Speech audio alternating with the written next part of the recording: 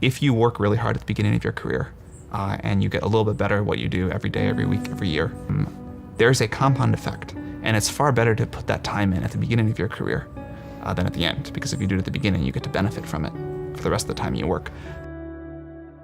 Working hard early in your career to get the leverage and the compounding effects is underrated and one of the most valuable pieces of advice that I never got. You know, the beginning of your career, I think, in terms of setting the trajectory that the rest of your career follows, is the most valuable time.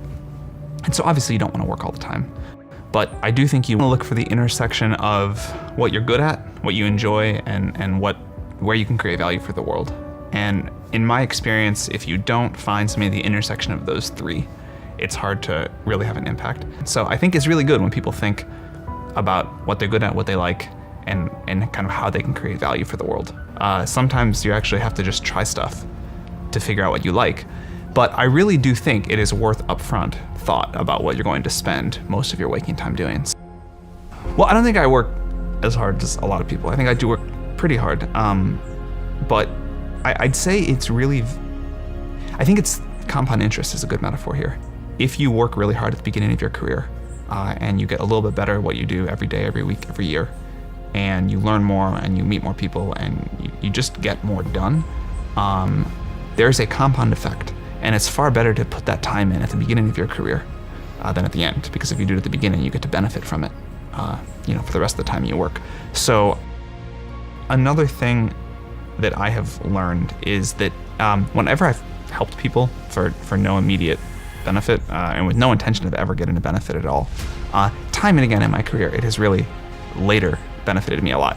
So I think you at some point often get to a point in your career where you're limited by how many good people you know, and how many of those you can work with or get to do things that together. So just helping a lot of people and spending a lot of time with a lot of people has benefited me, years after I've really helped someone for no reason. I get to invest in their startup and it goes on to be a huge success, or we're able to work on OpenAI together, any number of things.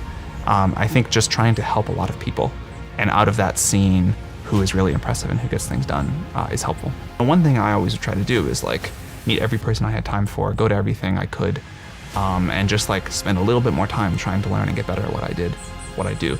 And I think, so obviously you don't want to work all the time, but I do think you want to work harder than most people think you should. And I think that if you do that, you tend to benefit from it later. Life is super unfair. Sometimes you also just get unlucky. And so all you can do is kind of maximize chances there. But I do think that the beginning of your career, in terms of setting the trajectory that the rest of your career follows, is the most valuable time. The way things get done in the world are through a combination of focus and personal connection. And the additional point I would make, after having thought about it for a while, is that the third factor is self-belief. You really have to have a deep-seated personal conviction that this thing you're going to do, that a lot of people say is really stupid, is going to work and going to be important. But I think those three things, focus, personal connections, and self-belief, in my experience, are how things get done in the world. That is really valuable. The knowing when to quit and knowing when to give up on something there's no perfect answer to that, but it's really challenging to even get that approximately correct. I think most people give up on things way too early. So the mistake that most people make is they try something, it does not immediately work. You see this particularly in young entrepreneurs. It does not immediately work. After 7 weeks, they say, you know what, I tried this thing, it's just not meant to be, and I have too many other projects, and so they immediately give up. And you kind of, the satirical version of this is people that are 23 and have started 14 startups because they give up on everyone before it could ever possibly be successful. These things are really hard. They take a very long time. There are a lot of critics. There are a lot of people who say this thing sucks, it's gonna fail, it's really stupid. Most of the founders that I have spent a lot of time with that have gone on to be super successful spent a very long time on their idea when a lot of other people would have given up. And either people said it sucks or people said nothing at all. A framework that I have for when to give up and when to keep working is it should be an internal, not an external decision. If people aren't using it or if people are saying it's bad, that alone is not a reason to give up. You want to pay some attention to that. They might be right.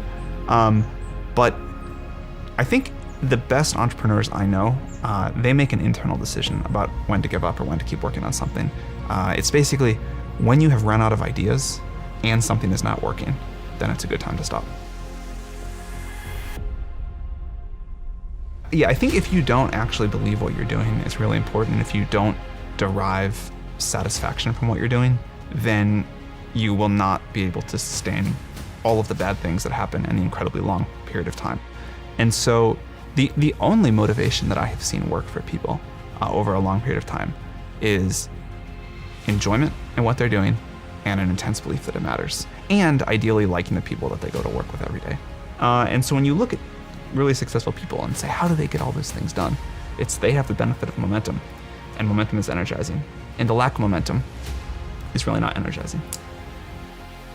So if you really believe in something, if there's an idea that you're super passionate about, and you take a calculated risk to start a company, realizing you may forgo a couple of years of steady income at another job, and whatever else, and maybe people call you a failure or whatever, that's a great risk to take. And if you don't take that risk, I think you have a very high chance that you end up regretting that. I think people have terrible risk calculus in general.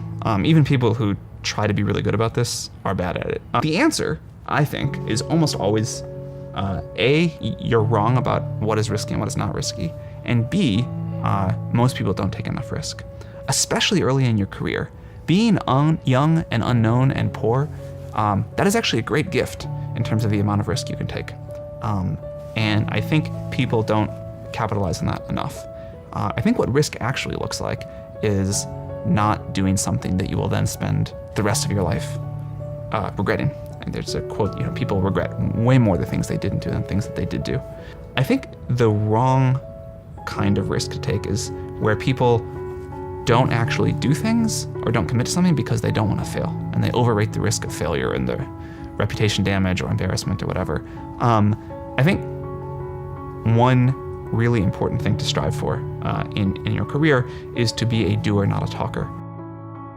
And the reason that people don't do stuff, one is it's hard, and two is it's risky. And I think it's this combination of work and risk. And it's, I think that's really bad. I think history belongs to the doers. And I think you should take a risk, actually do something. Don't just sit around and talk and organize and bring together groups and go to thought leadership conferences and whatever it is these people spend their time on other than actually building something. And just take the risk of committing to what you... This was one of the other things I learned that I wish I had gotten advice on early in my career, is ask for what you want. You will get told no a lot, but sometimes it will work. People don't want to fail. They don't want to be told no. They don't want to end up in some crisis. And they're just not aggressive enough. And I think being willing to ask what you want and be somewhat aggressive are really important characteristics of being an entrepreneur. There are a lot of things that really go wrong, and they feel like company-killing events, and they feel like there's no way you're going to survive because the crises are really bad. And the thing you learn is that you generally do survive these, and that the world doesn't usually end. And even if in the moment something happens, you have no idea how you're going to get around it, you eventually figure out a way. And I won't even say I wish someone told me this one, because I don't think it's a lesson anyone can teach you. You have to just live through it. Is that each crisis gets less scary than the one before it. And because of that, on the 19th major crisis, you're like, well, I survived the first 18. I'll probably get through this one. Right. And you kind of just do. Yep. Because I think the whole idea is that people need to figure out themselves what they believe in and what they think and what they believe is high impact to work on for the future.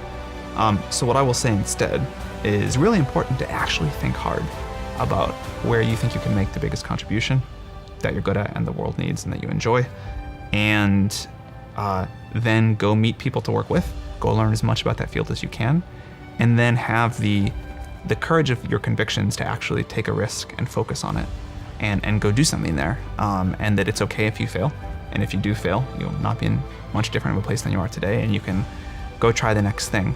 But I think really important to be willing to go take a risk and make some amount of sacrifice to be able to try to impact the world in some way that you really care about. I think the sooner you get to work on that, the better you'll be.